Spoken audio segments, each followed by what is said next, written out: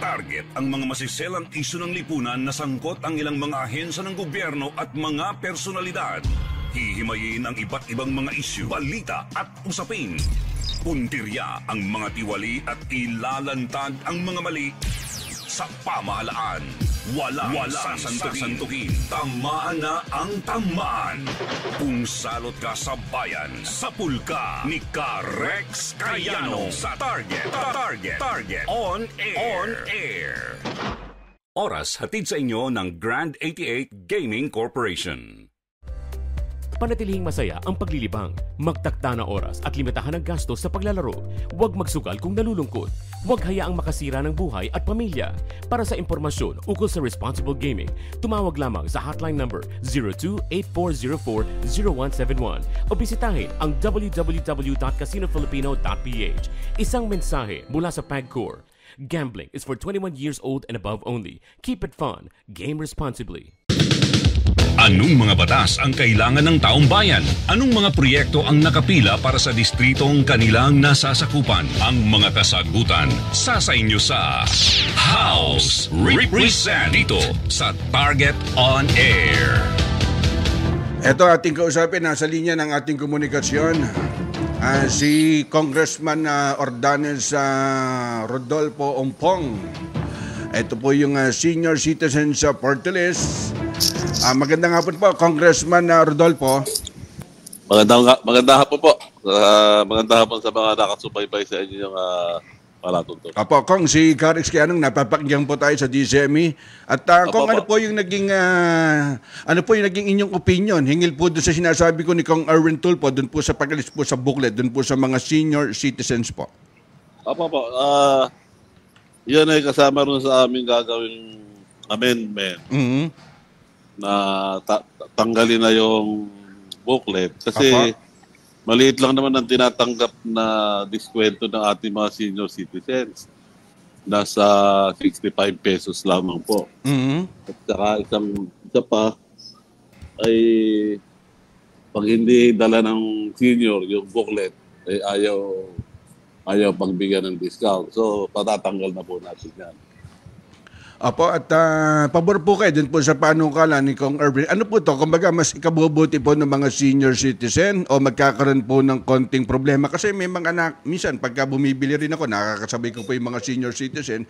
Ano po yun, Kong? Inire-record po nila yung mga discount kung ano po yung binili nila. Halimbawa po, pagdating po sa gamot o grocery. Meron pong listahan na yun lamang ang bibigyan ng discount. Yung prime commodities, basic necessities. Mm-hmm. Kaya lang po, limitado rin. Sa isang linggo ay entitled lamang ang ating mga senior citizens. 1,300 a week. Kaya nga po, sinasabi na ang discount ay 65 pesos lamang. So, tanggalin na po natin yan. Problema lang ng mga seniors yan. Dahil isang abala rin po. Kung alam nyo yung mga seniors natin, may senior moment, ay nalilimutang daling yung kanilang mga booklet. Tama po. Sa pangalawa po, ay manghirap humingi ng booklet sa mga LGU. So nahihirapan din pong humingi sa OSCA ang mga senior citizens. Kaya dapat po patanggal na yung booklet na yan. Dagdag gastos lang rin po sa LGU yan. Apo, at kasi di ba meron na po yung card nung sa senior citizens. Kumbaga, kapag pinakita po yun, kumbaga automatic po yun, discount na po sila ron eh. Opo. Automatic po yun. Hindi na kailangan yan. Buti sana kung malaking diskwento nakukuha. Mm-hmm. Ang liit lang naman po eh.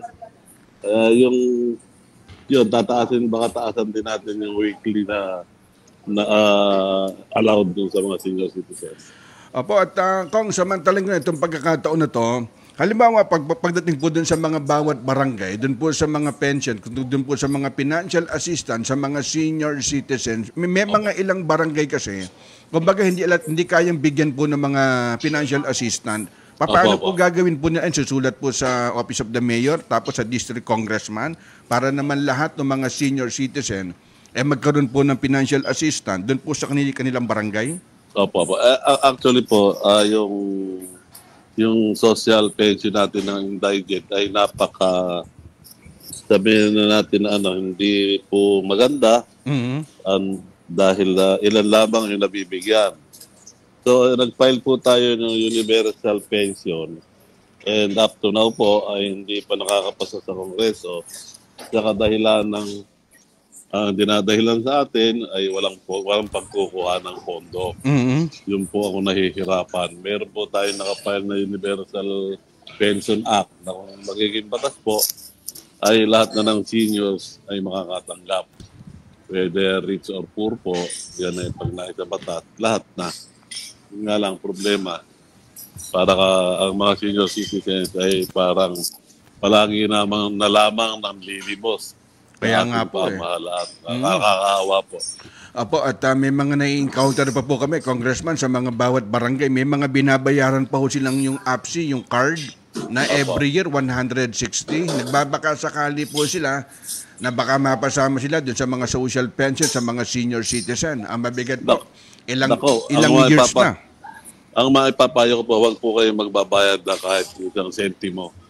Dahil yan po ay pinagkakakwartahan na lamang ng mga naniningil.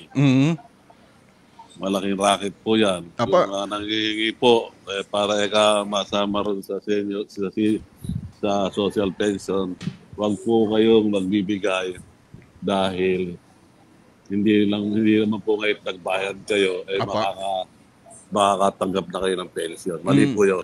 160 pesos po yan every year. Card lang po ng ID sa senior. Kaya nga po. Huwag po tayong, papayo ko sa mga seniors, huwag po tayong magbibigay. Dahil yung ID na yan ay talagang pag ikaw ay naging senior, pumunta ka sa OSCA, mabibigyan ka na ng ID. Bakit kailangan magbayad?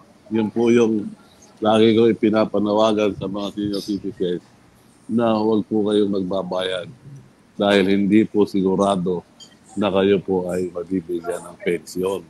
Tama pa. Okay, kung panghuling mensahe na lang po at mensahe po sa ating mga senior citizen na umaasa po sila na mapapasama sila dun po sa mga social pension po, Congressman. Opo. Ang maipapayo ko po, samahan niyo po ng dalangin para itong ating universal pension ay ma-approve na, maging batas na po. Yun lang naman po ang kailangan natin, magkaisa-isa tayo. Dahil kung hindi po natin gagawin ng eka nga ay hindi hindi ko po sa sinasabing sa ayaw. Ang sinasabi nila, walang pagkukuha na ng budget. Kaya nga po nakikiusap ako sa mga kasamahan natin, sa mga senador, na kung maaari ay tulungan niya ako magpasa ng batas na to, yung universal pension. Okay, at salamat po sa pagkakataon ng Congressman Rodolfo Ordanes, Senior Citizens Party List. Congressman, salamat po sa oras. Maraming salamat din po sa inyo. Anong mga batas ang kailangan ng taong bayan? Anong mga proyekto ang nakapila para sa distritong kanilang nasasakupan? Ang mga kasagutan sa inyo sa House Represent dito sa Target on Air. Yan po yung tinig mga kaibigan ni Congressman Ordanes ng Senior Citizens Party List. Oras hatid sa inyo ng Grand 88 Gaming Corporation.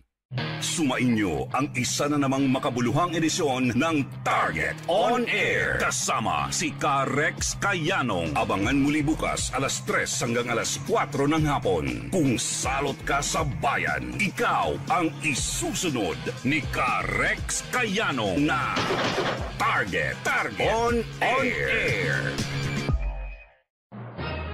Nangunguna sa balita, impormasyon, musika, komentaryo at serbisyo publiko. Ito ang DZME 1530. Una sa kanan, ang himpilang may paninindigan.